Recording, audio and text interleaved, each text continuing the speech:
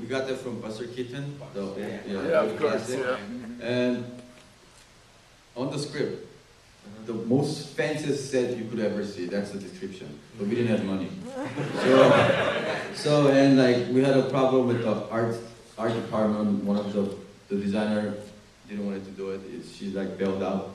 So we got the set on the last minute, and it's supposed to be grand, but we only had that thing up, and we couldn't make any change. And we were gonna do motion control, CG it, but the actress just wanted to do it because she wants to go home fast. So I was amazing. I really thanks to her because we didn't use any stunt. The thing actually came down on them. We only had a rope behind it, and we only had one chance. That's good. And then when we first shot it, thing fell, and the camera, there was a safe rope, and it was caught on the middle, so we couldn't use it. So we pulled the set up, and the set was fine. So we shot it again. It was like we shot twice, and luckily, yeah. That worked out. There was a question, the lady, and continue after that.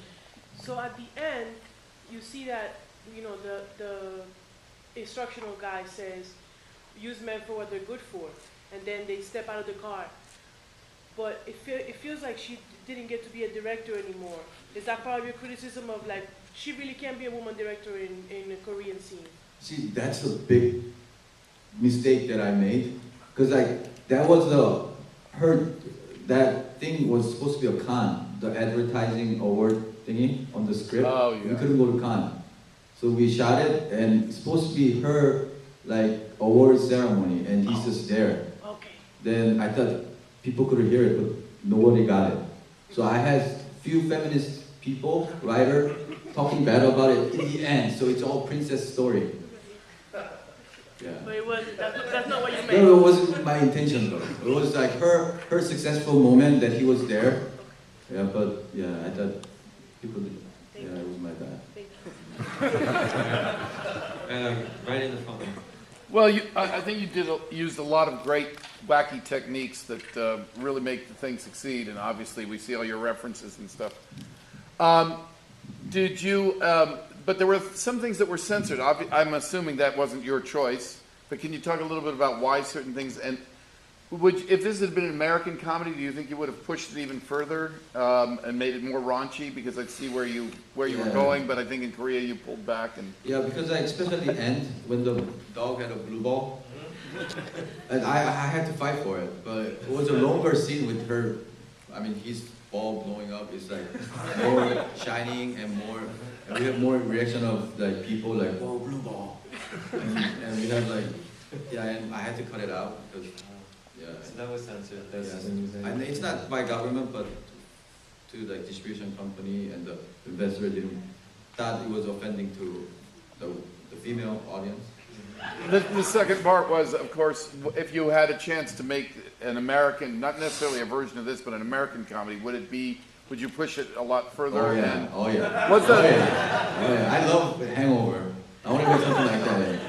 And was that the second actor? Was he an American as well as Korean, or he spoke English so well? Kim Jun-sung. Yeah, he's actually a stockbroker from Hong Kong, and he's bilingual. I think he speaks Chinese, English, and yeah. He's in. They told him. There was a question, the gentleman in the middle, yes. Yeah, about the music. Was that real Morricone or fake Morricone? We couldn't afford it. It's a fake Morricone. We bought it.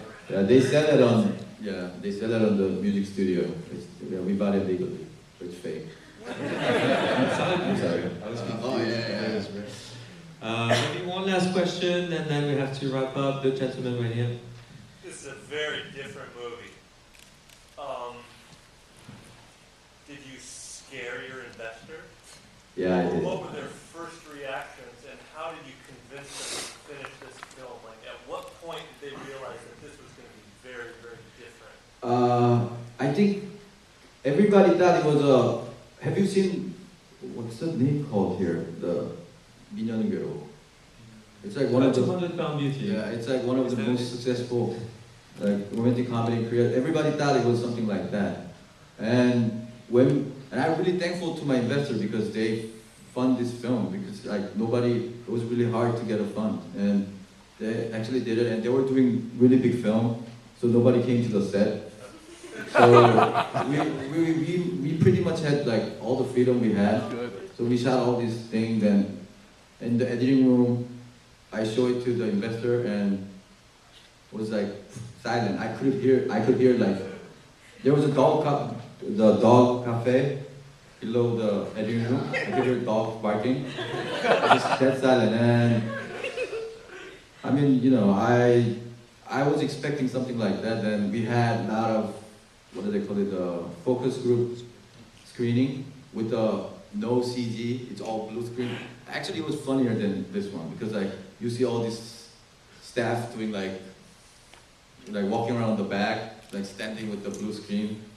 It's funnier, but anyway, and we did a lot of screening, and I guess investor got convinced that this might work, so we had like 6 months of editing, but we had a lot of time because like we're worried, we weren't sure whether they're gonna release it or not, so that was the time, and then toward the end, the distribution company and investor came and they wanted to go romantic comedy. They only want like the love story in the main, so we had to cut a lot of things out. So the film got really compacted, but like there was a lot of other funny parts, but it's got cut out. That's I think it came out really well. Yeah. Thank you.